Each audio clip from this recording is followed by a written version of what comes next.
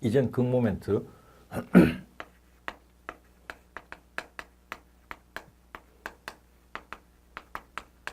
극모멘트는 첨자로요. I sub P라고 표현을 합니다. 그러니까 Polar Inertial Moment라고 얘기를 합니다. 이 극모멘트의 정의는 미소면적 곱하기 로우 제곱의 곱을 전단면에 걸쳐서 반복 계산하고 다 더해주어라. 이게 극모멘트에 대한 약속입니다. 자, 여기 2차 모멘트 관계를 보시게 되면은 축이 x가 되면은 변수가 y. 그래서 미소면적 곱하기 y 제곱의 곱을 적분해라. 그 얘기는 y가 기준축이 결국 뭐가 된다? x축에 대한 연직거리가 y라는 얘기니까 이 길이값을 고려해주는 기준축 x축에는 2차 모멘트를 하는 것을 알 수가 있죠. 결국 미소면적 곱하기 x 제곱의 곱을 적분해라는 얘기는 결국 x라는 변수는 y축으로부터 변수가 되기 때문에 이 거리값을 고려해주는 그 기준축인 y축이 2차 모멘트. 그래서 변수를 보게 되면 얘가 지금 어느 축에 대한 값인지를 갖다가 이해하기가 어렵지 않은데 이제 로라고 표현을 했습니다. 로는 과연 어디서부터 고려한 축일까? 그리고 제곱이 된 거 보니까 2차 모멘트 어떤 값이 비슷하게 나온다는 걸 볼 수가 있겠는데요. 바로 이 극모멘트라고 하는 것은요. 극점에서부터 요소까지 거리입니다. 그러면 XY 지교좌표계에서 극점이라고 할 만한 절점의 위치는요. 바로 X축과 Y축의 교점인 원점의 위치가 돼요. 그래서 극모멘트는 원점으로부터 요소까지의 거리값을 갖다가 로우라고 설정을 한 거기 때문에 항상 원점의 위치는 X축과 Y축의 교점의 위치가 원점이 돼야 되므로 X축과 Y축이 동시에 다 주어져야 정의가 가능합니다. 자, 그러면 극모멘트라고 하는 것은 미소면적 곱하기 원점에서부터 즉 극점에서부터 요소까지 거리 제곱의 관계를 적분하는 건데 이 로라고 하는 것은 결국 여기 X축에서부터 요소까지 거리가 Y고요. Y축에서부터 요소까지 변수가 X가 되니까 로 제곱이라고 하는 것은 이런 밑변을 갖다 X라고 두고 높이를 Y라고 둔 직각삼각형에서의 빗변의 길이가 되는 거기 때문에 로 제곱은 X제곱, Y제곱의 곱의 어떤 합의 형태가 될 겁니다. 그래서 로 제곱이라고 하는 것은 X축과 Y축 각 축에서부터 요소까지 거리 제곱의 합을 갖다 나타내 주면 되는 거니까 다시 한번 더 표현을 하게 되면 얘는 결국 얘를 한번 전개하면요. 풀었으면 이런 형태가 되어지겠죠.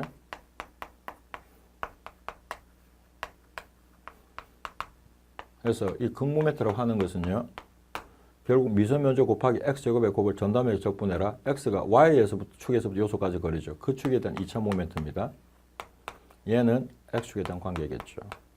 그래서 이 극모멘트라고 하는 것은 결국 x축과 y축이 다 주어지게 되면 각 축에 대한 2차 모멘트를 각각 계산을 하고 합해주게 되면 극모멘트가 됩니다. 2차 모멘트만 구할 줄 알면 축이 두 개가 주어졌을 때 각각에 대한 축의 2차 모멘트를 따로따로 계산을 해서 합해주게 되면 극모멘트가 됩니다. 여기 하나 추가적으로 기억이 될 것이 이 극모멘트를 하는 것은 항상 그 크기에 변화가 없습니다. 상수라고 하는 것은 어떤 변수가 있는데 그 변수에 영향을 받지 않는다 그런 얘기겠죠. 이 극과 어떤 단면의 지금 1차 모멘트, 2차 모멘트, 극모멘트 이러한 것들은 전부 다 단면의 저항력을 보여주는 값인데요. 이때 단면의 저항력이라고 하는 것은 하중이 진행하는 방향에 따라 좀 차이가 생기겠는데 설계를 한다라고 치면은요.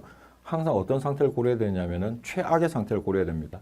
그래서 우리가 육장까지 힘에 대한 관계를 고려할 때에는요. 뭐 볼을 생각하더라도 최대 전단력 값, 최대 모멘트 값 항상 내력이라든지 힘에 대한 관계는 최대값을 취했습니다. 그래서 구조물을 설계할 때에는 힘은 여러 가지 경우의 수가 있다라고 치면 그중에서 가장 큰 힘을 고려해야 되고요.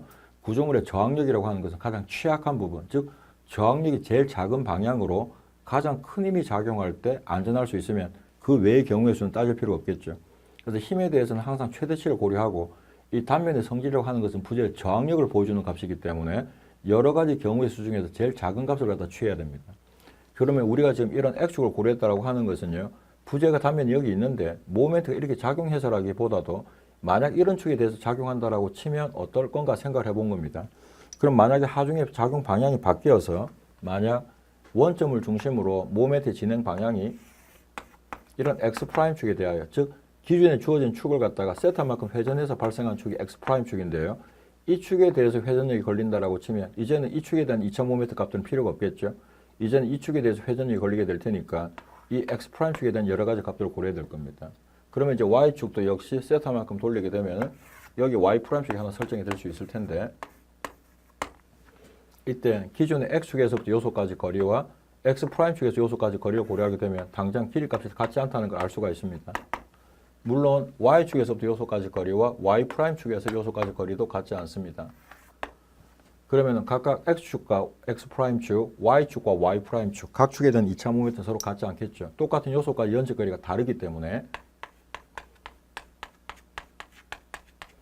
서로 같지 않고 y축과 y'축도 같지 않습니다. 똑같은 요소까지 연직거리가 당장 다르다 하는 것은 그 값이 같지 않다는 걸 보여주는 관계겠죠. 그런데 이렇게 축 변화를 꾀하게 되면은 이때 변하지 않는 값이 두 개가 있는데요. 원점의 위치가 바뀌지 않죠. 또한 단면의 위치도 바뀌지 않습니다. 그래서 각 축으로부터의 연직거리는 달라질 수가 있겠지만은 원점과 여기 미소 요소 위치까지가 거리가 변화가 없다라고 하는 것은요. 이 직사각형에서의 대각선 길이 값이나 이 직사각형에서의 대각선 길이 값은 똑같은 크기를 갖고 있습니다. 결국 여기 축 변환 되기 전에 x제곱, y제곱의 합이 여기 로 제곱인 것처럼 역시 축 변화를 꾀했을 때에 여기 x'과 y'의 제곱의 합이 결국 로 제곱과 같아지는 형태가 되기 때문에 x축 2차 모멘트, x'축 2차 모멘트 같지 않고 y축과 y'축에 대한 2차 모멘트 같지는 않겠지만은 항상 직각관계에 존재하는 두 축의 2차 모멘트 합은 그 크기가 항상 일정해야 된다는 것을 보여주고 있습니다. 그래서 여기 극모멘트라고 하는 것은 결국 XY축이 다 주어졌을 때 각 축의 2차 모멘트 합을 갖다 보여준다고 그랬고요. 제가 상수라고 한 것은 축 변화를 꾀했을 때 세타라고 하는 변수에 대한 영향을 받지 않는다 그 얘기인데요. 결국 그 얘기는 극모멘트라고 하는 것은 Y'축에 대한 2차 모멘트와 X'축에 대한 2차 모멘트 항상 원점으로 기준을 했을 때 어떤 형태가 되었든 두 개의 직교되는 축이 주어지게 되면 각 축에 대한 2차 모멘트 합은 항상 그 크기가 일정해야 된다는 것을 보여주고 있습니다. 그래서 얘와 얘가 같지 않고 얘와 얘가 같지는 않겠지만은 항상 직각관계에 존재하는 두 축의 2차 모멘트 합은 일정한 크기를 가져야 된다 그 얘기입니다. 자, 그럼 이렇게 축 변화를 꾀하다 보면은 이 축이 어느 순간에 원점을 도심을 지나는 상태를 고려할 수가 있는데요. 축을 갖다 쭉 계속 진행해서 돌리다 보면 어느 순간에 여기 도심을 지나는 경우가 발생하게 돼요. 이 도심을 지나는 경우가 되면은 그 2차 모멘트가 최소가 됩니다. 그냥 간단하게 이런 단면 하나 있는데요. 여기가 도심이고 1번, 2번, 3번. 도심에 대하여 평행한 축들 3개를 생각을 했을 때 어떤 임의축에 대한 2차 모멘트라고 하는 것은요. 도심축 2차 모멘트를 먼저 생각을 하고 도심에 대한 값은 반드시 기억을 해야 된다고 그랬습니다. 120페이지. 문제축과 도심축이 일치하지 않으면 그 거리차만큼을 갖다가 항상 제곱을 해서 면적에 보정을 해 주셔야 됩니다. 그럼 결국 2차 모멘트는 도심을 지나는 경우가 y 서브 제로 값이 0이 되기 때문에 그 값이 최소가 됩니다. 그러면 축의 위치가 도심으로부터 멀면 멀수록 어떻게 된다? 요 y 서브 제로 값이 커지기 때문에 2차 모멘트는 도심으로부터 축이 멀어질수록 그 값이 커지게 돼요.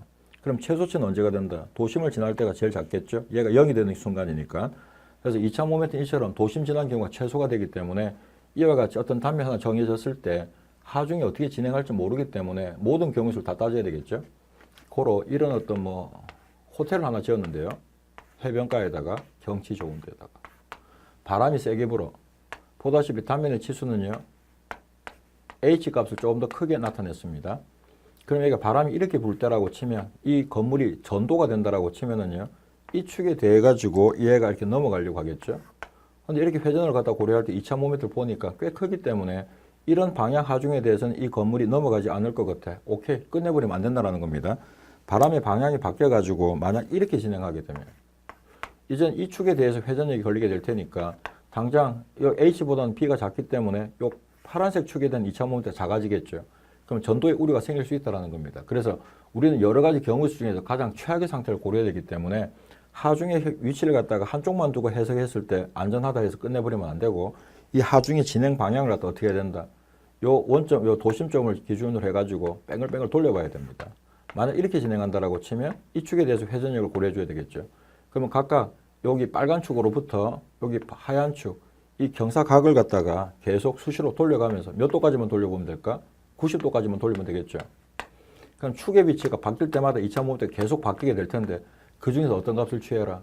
바람이 날짜 정해놓고 항상 한 방향으로만 일정하게 작용하는 건 아닐 테니까 가장 2차 모멘트가 작은, 즉 단면 저항력이 제일 떨어지는 방향으로 가장 큰 힘이 작용할 때 안전할 수 있도록 설계가 돼야 되기 때문에 축 변화를 갖다가 90도가만큼 돌릴 때마다 2차 모멘트 계속 바뀌겠죠. 그때 최소치를 갖다가 설계에 반영을 해줘야 되는 겁니다.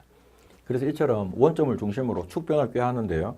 이때 축을 돌릴 때마다 Y와 Y', X와 X' 축이 2차 모멘트 같지 않겠지만 항상 직각관계에 존재하는 2차 모멘트 합은 일정해야 됩니다. 돌리다 보면 어느 순간에 도심을 지난 경우가 생각할 수 있는데요. 지금은 X2' 축이 돼야 되겠지만 이때 한 개 축이 도심을 지나게 되면 그 축에 대한 2차 모멘트가 최소치가 됩니다.